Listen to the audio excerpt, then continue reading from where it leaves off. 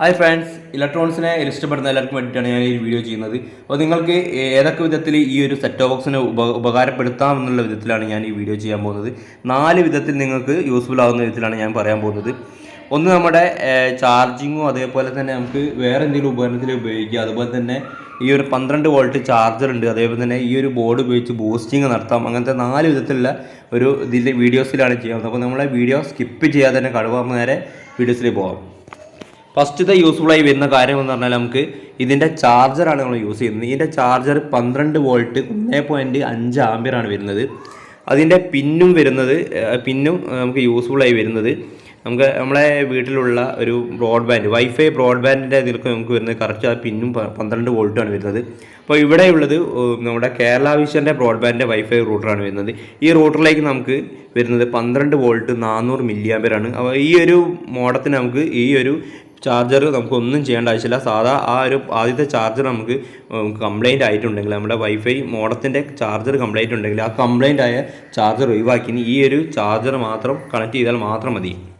രണ്ടാമത് യൂസ്ഫുള്ളായ കാര്യം നമ്മുടെ മൊബൈലും അതേപോലെ തന്നെ നമ്മുടെ പവർ ബാങ്ക് അതേപോലെ തന്നെ ഹെഡ്സെറ്റൊക്കെ നമുക്ക് ചാർജ് ചെയ്യാനുള്ളൊരു ഉപകാരം തന്നെയാണ്. അതിനുവേണ്ടി നമ്മുടെ സെറ്റ് ബോക്സിൽ നമ്മുടെ DC സോക്കറ്റിൽ 12 വോൾട്ടിൻ്റെ അഡാപ്റ്ററും കുത്തണം.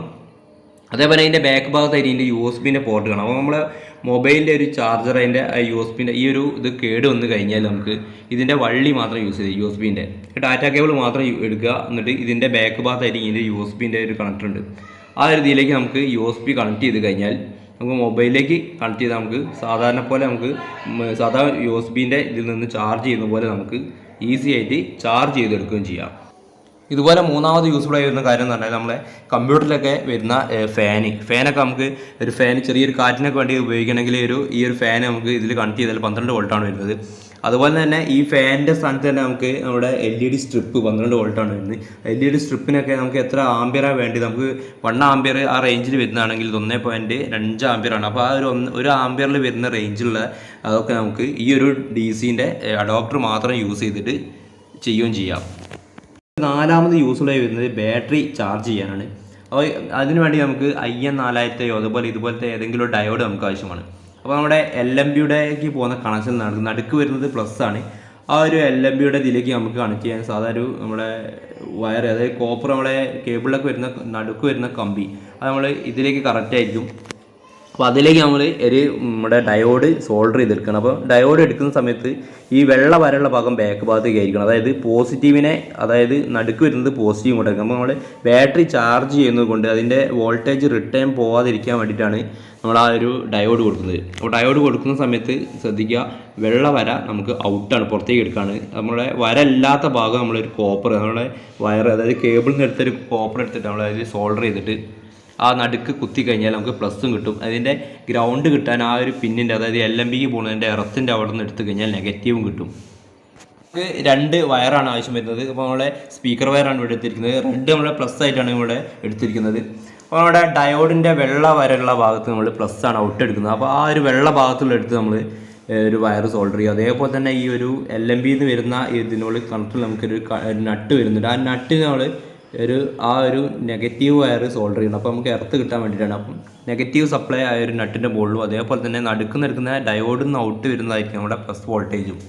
ഇവിടെ അതൊന്ന് ഷോർട്ട് ആവാതൊക്കെ വേണ്ടി നമ്മളൊരു ഇൻസുലേഷൻ ഉപയോഗിക്കുന്നുണ്ട്. ഹോട്ട് ഹീറ്റ് ട്യൂബാണ്. ഇൻസുലേഷൻ ടൈപ്പ് ഉപയോഗിച്ചാൽ മതി. അപ്പോൾ നമ്മളൊരു ഹോട്ട് ട്യൂബിനോട് ഹോട്ട് ട്യൂബ് ചെയ്യുകയാണ് ചെയ്യുന്നത്. അതുപോലെ നമ്മൾ നേരത്തെ ഉണ്ടാക്കി വെച്ച ആ ഒരു പ്ലസ്സിന് വേണ്ടിയിട്ട് നമുക്ക് ഡയോഡൊക്കെ വെച്ച് നടുക്കും അതേപോലെ ബോൾട്ടിന് നമ്മൾ എർത്തും ചെയ്തിട്ടുണ്ട്. അപ്പോൾ ഒരു കണക്ഷൻ നമുക്ക് പുറത്തേക്ക് ഇപ്പോൾ കിട്ടിയിരിക്കുകയാണ്. ഇനി നമുക്ക് ഈ വയർ നമ്മുടെ ബാറ്ററിയിൽ ഈസിയായി ക്ലിപ്പ് ചെയ്യാനും അത്യാവശ്യം പെട്ടെന്ന് എടുക്കാനൊക്കെ വേണ്ടിയിട്ട് നമുക്ക് ഇതുപോലെ ക്രൊക്കഡൈൽസിന് 2 പിന്നെടുക്കുന്നുണ്ട്, ബ്ലാക്കും അതേപോലെ തന്നെ റെഡും. നമ്മുടെ പോസിറ്റീവായിട്ട് റെഡും അതേപോലെ തന്നെ നെഗറ്റീവായിട്ട് ബ്ലാക്കുമാണ് നമ്മൾ യൂസ് ചെയ്തത്. അതുകൊണ്ട് ആ സ്ക്രൂവിൽ ആ വയർ നമ്മൾ സ്ക്രൂ ചെയ്താൽ മാത്രം മതി. അപ്പോൾ ആവശ്യം വരുന്ന ഏത് ബാറ്ററി, കുറേ 2-3 ബാറ്ററി ഉണ്ടെങ്കിൽ നമുക്ക് ആവശ്യമായിട്ട് ആ ഒരു പിന്ന് നമുക്കുണ്ടെങ്കിൽ നമുക്ക് ആവശ്യമുള്ളപ്പോൾ ഊരിയെടുക്കാനുള്ള വിധത്തിലാണ് ഇങ്ങനെ ചെയ്യുന്നത്. അപ്പോൾ ഇതിൽ ഓട്ടോമാറ്റിക് വരുന്ന വോൾട്ടേജ് എങ്ങനെയാണെന്ന് കാണിക്കാൻ വേണ്ടിയിട്ട് നമുക്ക് ഈ ഇതിൻ്റെ ഔട്ട് എടുത്ത് നമ്മൾ നെഗറ്റീവ് നമ്മുടെ മൾട്ടിമീറ്ററിൻ്റെ നെഗറ്റീവിലേക്കും അതേപോലെ തന്നെ ഇതിൻ്റെ പോസിറ്റീവ് എടുത്തിട്ട് മൾട്ടിമീറ്ററിൻ്റെ പോസിറ്റീവിലേക്ക് നമ്മൾ കണക്ട് ചെയ്യുകയാണ്. അപ്പോൾ ഈ വോൾട്ടേജിലിട്ട് കഴിയുമ്പോൾ നിങ്ങൾക്ക് കാണാം ഫസ്റ്റ് സ്റ്റാർട്ടിങ്ങിൽ 18 വോൾട്ടേജ് വരുന്നുണ്ട്. ആ ഒരു കുറച്ച് നേരം നിന്നതിന് ശേഷം പിന്നെ രണ്ടാമത് നമുക്ക് കട്ടാവുകയാണ് ചെയ്യുന്നത്. വോൾട്ടേജ് 0ലേക്ക് വന്നിട്ട് ബൂസ്റ്റിംഗ് നടത്തിയതിന് ശേഷം 0ലേക്ക് വന്നിട്ട് വീണ്ടും അത് ഓണായിട്ട് 13.33 ആ ഒരു കോൺസ്റ്റൻറ്റ് വോൾട്ടേജിൽ അത് നമുക്ക് ബാറ്ററി ചാർജ് ആവാനുള്ള ഒരു വോൾട്ടേജ് വരികയാണ്. ഇനി ഈ ബാറ്ററി നമുക്കൊന്ന് ചാർജ് ചെയ്ത് നോക്കാം, എങ്ങനെ ചാർജ് കയറുന്നുണ്ടോ നമുക്കറിയണമല്ലോ. അപ്പോൾ ഇപ്പോൾ ഈ ഒരു ബാറ്ററിയിലെ ചാർജ് പറഞ്ഞാൽ 12.43 ഇനി നമ്മൾ ഈ ഒരു ചാർജർ നമ്മൾ നേരത്തെ ഉണ്ടാക്കി വെച്ച ആ പിന്നെ നമ്മൾ ഇതിൻ്റെ പോസിറ്റീവിലേക്ക് റെഡും അതേപോലെ ഇതിൻ്റെ നെഗറ്റീവിലേക്ക് നെഗറ്റീവും ആ കറുപ്പ് ചെയ്ത ആ പിന്നെ നമ്മൾ കണക്ട് ചെയ്താണ്.